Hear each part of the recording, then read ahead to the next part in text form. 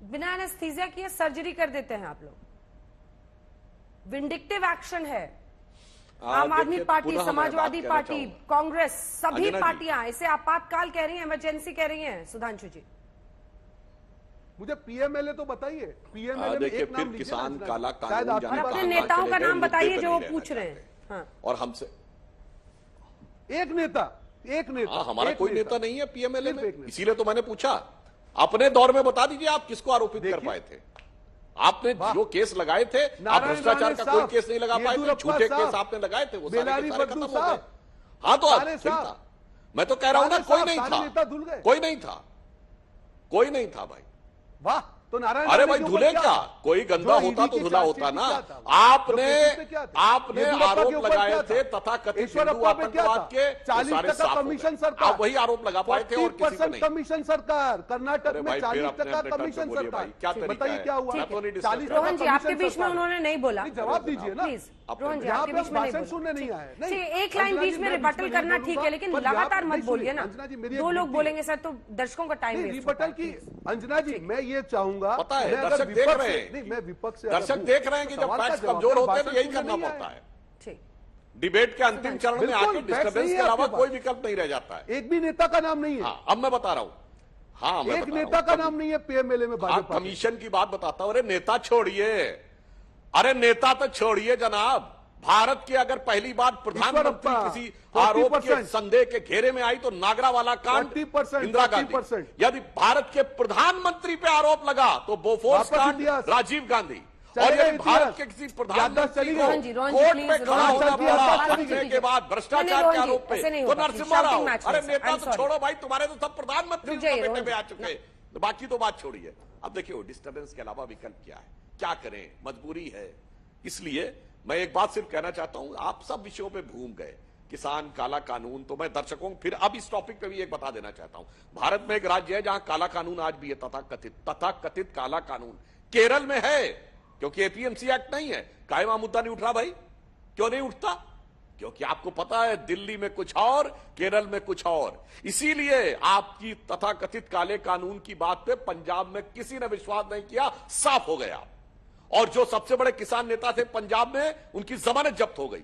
जो सबसे बड़े किसान नेता थे उत्तर प्रदेश में, उनके गांव में भाजपा को वोट ज्यादा मिला, ये इंपॉर्टेंट नहीं है। उनके बूथ पर उन्हें उतने वोट भी नहीं मिले जितने लोग उनकी पंचायत में बैठे रहते थे। लेकिन कानून तो तीनों वापस लिए ना सुधांशु जी आपने।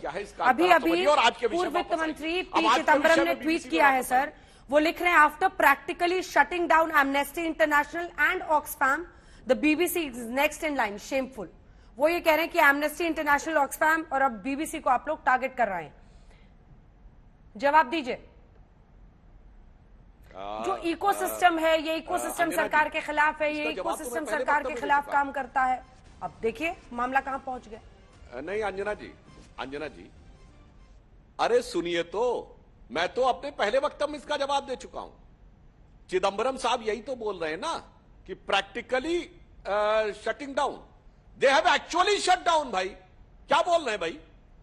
मैंने तो बताया, ऑफिस बंद करके ताला लगा के जो इंग्लैंड के कर्मचारी थे उनको वापस भेज दिया था। अच्छा मजाक है, चिदम्बरम साहब को भी नहीं ध्यान रहता क्या? अरे प्रैक्टिकली बोल रहे हो आप, तो एक्चुअली कर चुके हो जो। ठीक है, उसकी बात बहुत कम बचा है, 30 सेकंड आप दोनों को दे रही हूँ। रोहन गुप्ता जी आपसे शुरू कर रहे हैं, तो इसलिए ऐसा करने। ठीक है, लास्ट में जवाब दीजिएगा रोहन जी।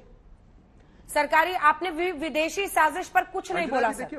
विदेश से एक रिपोर्ट आती है और पूरा विपक्ष देश में उसको लेकर लटक जाता है। नहीं बिल्कुल नहीं अंजना जी, हमने सिर्फ ये कहा कि अगर वो रिपोर्ट आई है और अगर शेयर बाजार उसको रिएक्ट कर रहा है, लाखों करोड़ जनता के धुल गए हैं, उसके ऊपर जांच हो, जेपीसी बैठे हो, हम डिस्कशन मांग रहे हैं। मुझे नहीं लगता है कि उसमें गलती है, यही विपक्ष की जिम्मेदारी है। जैसे जयराम जी ने कहा कि विनाश काले विपरीत बुद्धि, ये सरकार की बौखलाहट ही दिखा रही है कि दाल में कुछ काला है, हमको कुछ बोलने की जरूरत नहीं है, पूरी दाल ही काली है यहाँ पे। अरे क्यों दूर भाग रहे हैं? अगर आप उसको लगता है कि आपका कोई लेना देना नहीं है तो जांच करवाइए ना। आप जेपीसी से क्यों दूर भाग रहे हैं?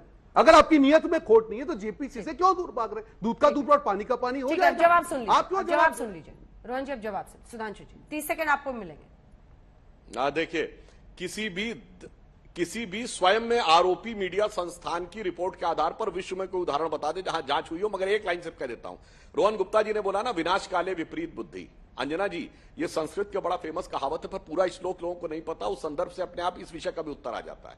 वो ये है, न निर्मिते न दृश्यते कदैव न श्रूयते स्वर्णमयी कुरंगी तथापि तृष्णा रघुनंदनस्य विनाश काले विपरीत बुद्धि। अर्थात न कभी बना, न देखा गया, न सुना गया कि सोने का मृग होता है, फिर भी रघुनंदन को भी तृष्णा ने ऐसा घेर लिया था, शायद विनाश काल में विपरीत बुद्धि हो जाती। मान्यवर, ये सोने के हिरण के संदर्भ में लिखा गया है, वो मृग मरीचिका थी, उसी में आप फंसे हैं।